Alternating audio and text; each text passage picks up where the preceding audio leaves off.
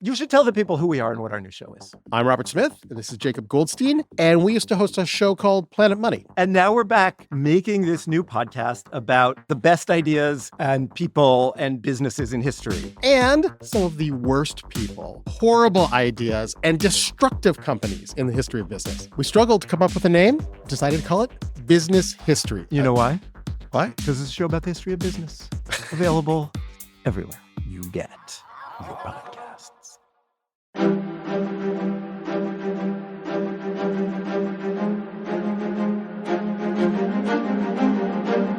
Hello, and thank you for listening to The History of World War II podcast, episode 583, We Are the Masters of the North African Shore.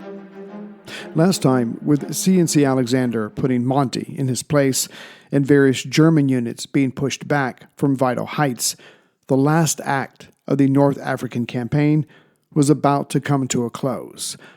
Hopefully. That was the plan anyway.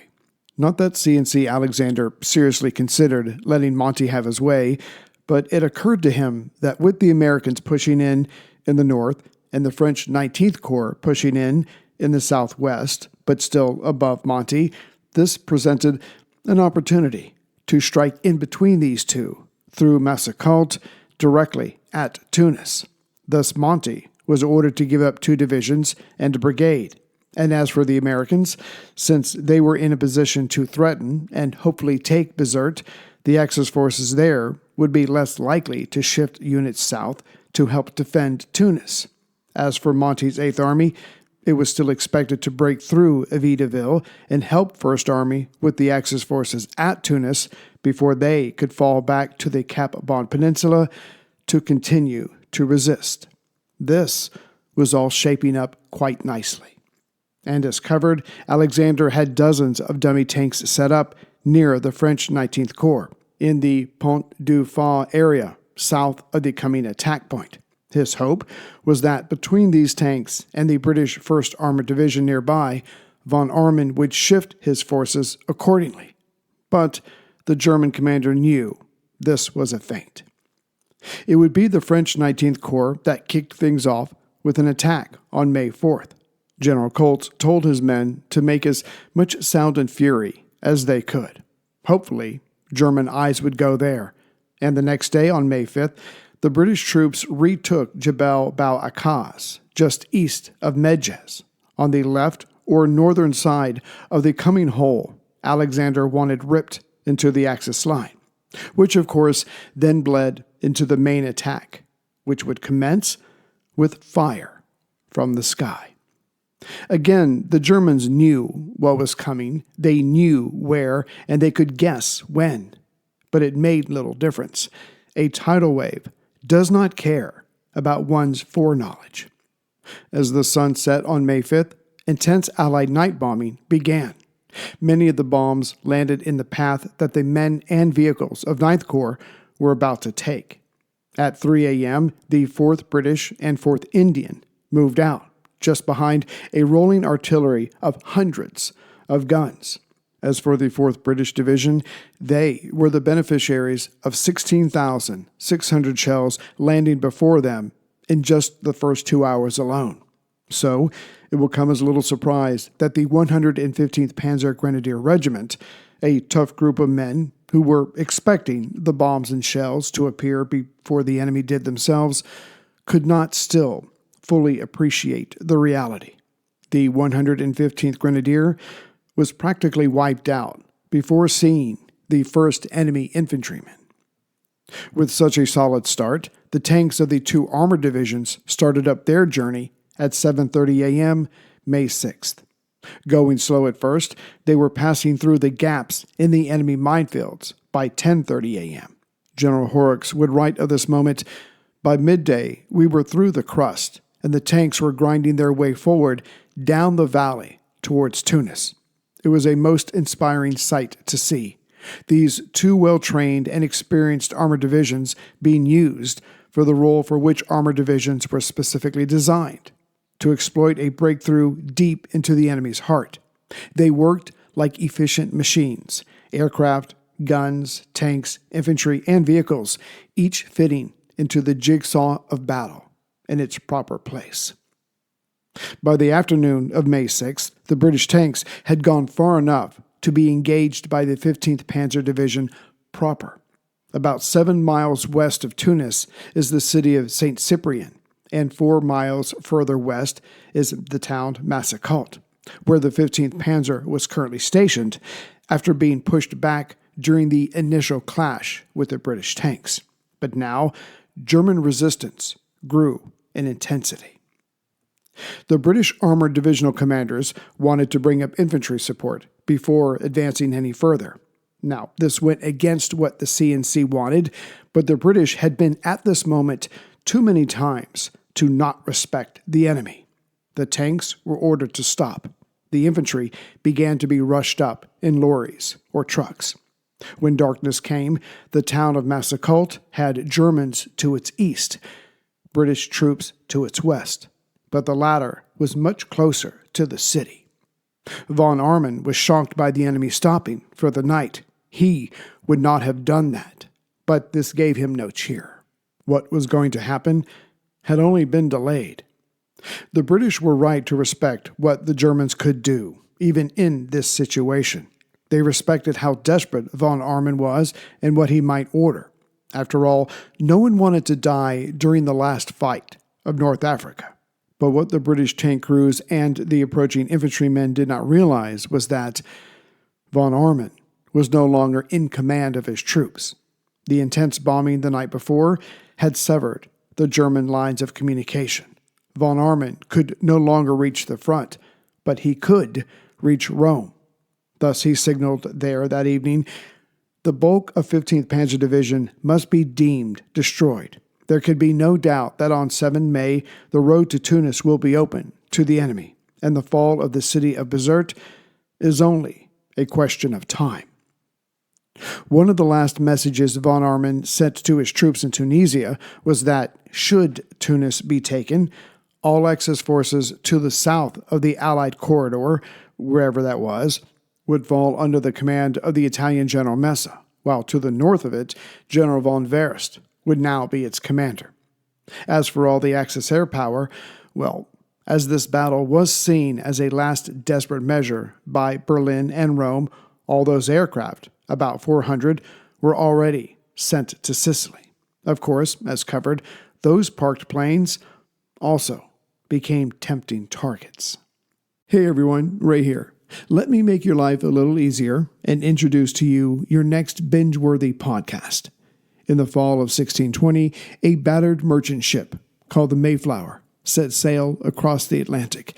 It carried 102 men, women, and children, risking it all to start again in the New World. Every week on American History Tellers, host Lindsey Graham takes you through the moments that shaped America. In our latest season, we explore the untold story of the Pilgrims, one that goes far beyond the familiar tale of the first Thanksgiving.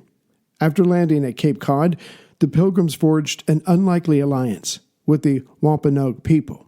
They helped survive the most brutal winter they had ever known, laying the foundation for a powerful national myth. But behind the story lies another, one of conflict, betrayal, and brutal violence against the very people who helped them survive. Follow American History Tellers on the Wondery app or wherever you get your podcasts. You can binge all episodes of American History Tellers, The Mayflower, early and ad-free right now on Wondery Plus. Meanwhile, to the north of the British thrust, the forces of General Omar Bradley also pushed to the east, reaching out for Bizerte. Like the British divisional commanders, the Americans made headway for a distance. Then advancement became harder as their casualties mounted. It would have been nice for General von Verst and his Northern Axis forces if they could have used the harbor's main defenses, but those large guns were pointing out to sea. Still, what 88mm flat guns had been stationed at the port to help defend it were now turned around and hauled to a position just south of the large lake, Bizerte Lake, itself just below the port city, at a position near the town of Ferryville, modern-day Mazel Bagorba. The division von Manteuffel waited there for the Americans, though now they were led by General Bolois. As for the Axis defenders closer to the northern coast, these units were manned by a mix of German, Italian, Navy, and Luftwaffe units. Their planes and ships might have left for Italy proper, but the personnel were forced to stay and fight. And in between the northern and southern Axis forces already mentioned, both were protected by, indirectly, the German 334th Infantry Division, led by General Fritz Krautz. It was his job to make sure that no Allied units reached the coast in between Tunis and Bizerte, who could then turn north or south to harass the last two Axis-held cities. As for the 10th and 21st Panzer Divisions, they were currently stationed south of Tunis, thus near the front where the French and the 1st British Armored were, but they were more or less stuck due to a lack of fuel. One can only guess what General Bradley was thinking, but it would have helped him sleep that night of May 6th if he had known that May 7th would be vastly different than the day before. Like a dam that holds, even while cracks form out of sight, the forces opposing his men and those facing the two British tank divisions would resist until they could not. True, the British armor would have to fight their way through Massacult after stopping there for the night, but once they were through the crust, as General Horrocks put it, the British tanks in the south would find the next city, St. Cyprian, a different matter altogether. And it would be, more or less, the same for the Americans to the north. Not that General Bradley, Eisenhower, or General Horrocks knew what the future held. Having been bled while fighting around Massacult, St. Cyprian was indeed the spot where the Axis defenses simply fell apart the next day, May 7th. Even worse, St. Cyprian's losses forced the Axis to abandon Terboba, 6 miles to the northwest, which had to be a sweet moment for the British considering the casualties they had suffered when losing that city. Von Armand's line was truly racing backwards towards the coast. The leading armored car regiments of each British armored division were now able to speed up, unencumbered, until they reached Tunis that same afternoon, May 7th. It wasn't a race between the two regiments, but had it been, they would have tied, as both entered different parts of Tunis at the same time. The 7th Armored Cars entered the northern half, the 6th crossed the southern perimeter. The last Axis resistance in the city of Tunis was a clash just west of the city and a few snipers. But the 22nd Armor Brigade entered and made short work of both. That night, the 1st Derbyshire Yeomanry and 11th Hussars cleared the city of Axis soldiers. Tunis had fallen so quickly, what with Axis troops from there being sent west to help fight while others retreated to the south, that the city escaped the normal destruction of a conquered city. This pleased the people of Tunis greatly, who cheered the entry of the Allied troops. For Tunis and its people, the war was over. When the British armored cars first entered Tunis, an Italian steamer seemed to be readying to depart. Allied aircraft spotted this and shot it up enough to force it to stay in harbor. Soon, 500 Allied prisoners, including men of the 1st Battalion, U.S. 16th Infantry, captured on Hill 523 near Hill 609, disembarked. They wandered back into Tunis, their guards handing their weapons over to the Allied POWs, now themselves prisoners. As stated, there is a massive lake just below Bizerte called Bizerte Lake, but there's another one, also large, just west of Bizerte Lake called Ichkul Lake. The salinity of Lake Bizerte fluctuates throughout the year as it is connected to several rivers, but also the Mediterranean Sea, whereas Lake Ichkul is fresh water only. These, of course, would be natural impediments to the Americans and the French, the latter closer to the coast, that would have to be factored in to their attack plans. But as the Americans had forces at Mader, south of Lake Ichkul, that being the 1st Armored Division and the 1st Infantry Division, while the 9th Infantry Division was posted just northwest of Lake Ichkul, General Bradley would send forces above and below the two lakes, thus dominating the area to the west of Bizerte.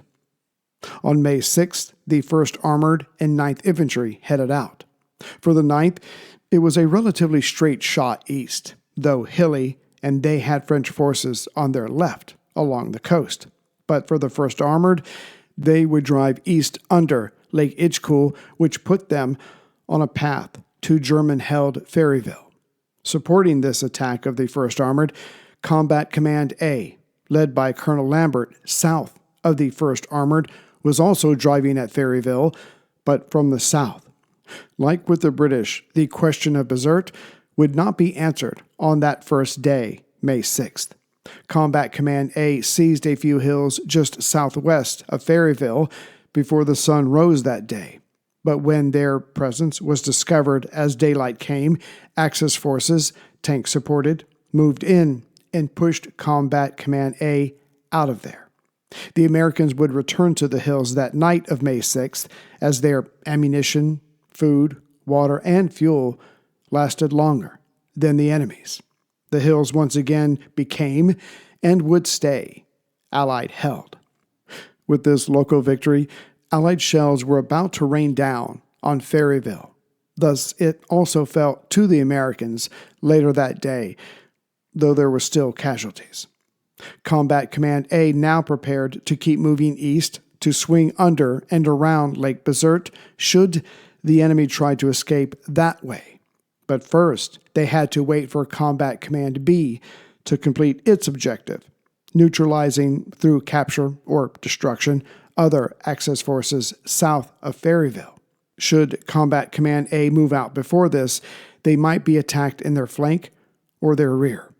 Not that it started out well for Command B. They attacked that morning of May 6th just as the sun broke over the horizon.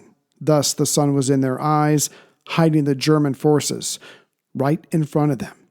Right away, the 2nd Battalion, 13th Armored Regiment lost 7 tanks, and its commander, Lieutenant Colonel Gardner, was wounded and missing, and he was not found until that night. The 3rd Battalion, 13th Armored Regiment, was also driven back. The American units that would eventually take Ferryville to their north tried to help, but they had their nose bloodied as well. Getting the measure of these German units and respecting it, all artillery in the area by the Americans was brought to bear on these German gun teams, and while their heads were down, U.S. tanks and tank destroyers formed up and went back at these Axis forces. The German strongpoints this time were overrun. The rest retreated. The Americans stayed on their tail for 2 more miles until darkness came. The Allied tankers settled down for the night, but they got up and moved positions before the sun rose because they knew the German guns would be looking for them. They were learning. Advancing a bit further to the east on May 7th, the Germans were now too far to stop any attack in this area on Bizerte. Back to the 9th Infantry Division, with the French forces closer to the coast, the hills allow the Axis mix there to inflict impressive casualties on the 9th, but it came down to a numbers game. The Allies took the casualties, but they never lost ground that they gained. Meanwhile, the Axis troops harassing them kept falling back closer and closer to Bizerte, meanwhile running out of ammunition. Back to Combat Command A, now free to continue east with no threat from the south, they were able to go around the lake and cut off the retreating Axis troops coming out of Bizerte, heading to the southeast. And pushing the Axis troops in the port city to retreat was not only the men of the 9th Infantry Division, but others from Combat Command A that came up the road in between the two lakes. And of course, beside the 9th U.S. Infantry Division were the men of the Corps Franc d'Afrique. Soon, the Axis troops retreated to, then into, then through Bizerte, coming out the other side again, only to be stopped. And whosever idea it was, probably Eisenhower's or Alexander's, the French troops were allowed to enter Bizerte first. This mix of Vichy French, Moroccan Tarbers, Berbers, Spanish loyalists, and other political refugees gave the French something to be proud of.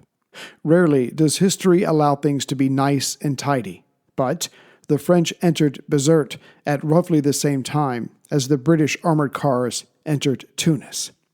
The war for North Africa was over.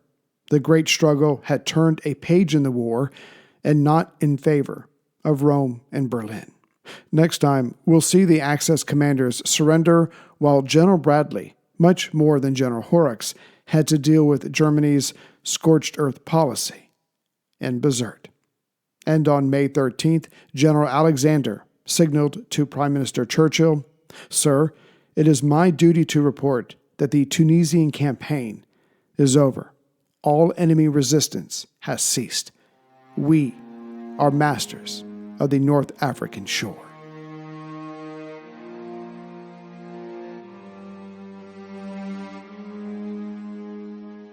Greetings, everyone, from such Virginia. So, yeah, there it is. I mean, again, I know this sounds obvious, but you take away the enemy's ability to resupply, and you resupply, and you just grind them down.